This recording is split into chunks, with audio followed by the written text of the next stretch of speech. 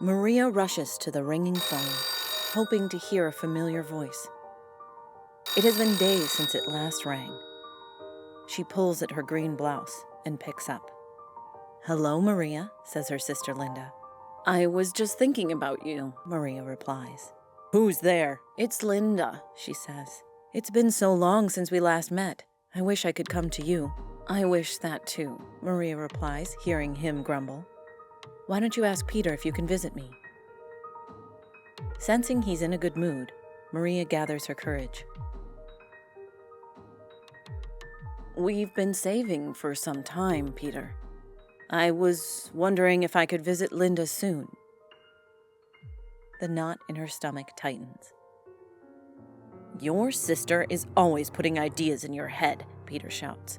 "You don't have any money. Whatever I save, you spend. You're dumb with money." Tears fall. Am I so dumb and bad with money? Later that week, Maria sits in her doctor's waiting room. She came because of headaches, poor sleep, and tightness in her chest. The doctor listens. "What you're describing is very difficult to live with, and it's not your fault." She explains that Maria can contact a women's support service in her own time. Later that week, Maria picks up her phone, takes a breath, and dials.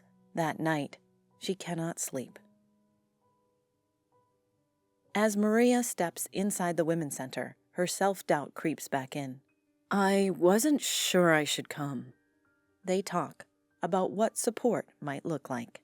Sarah explains there is also a program for men to understand the harm of their behavior and take responsibility. "You've taken a great step for yourself." Later that day, Maria walks into the living room. She stands before Peter and makes eye contact. "Peter, I need to tell you something." She places the brochure on the table. "This is a center that supports men to change their behavior. I can't go on like this." Peter stares at the brochure, unable to speak. Outside, autumn leaves drift past the window.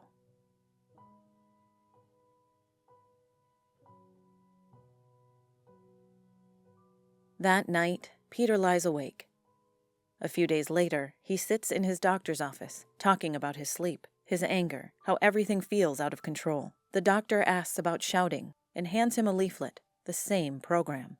Peter flips through it. A few days later, he watches his son shout when a glass breaks. For a moment, Peter sees himself.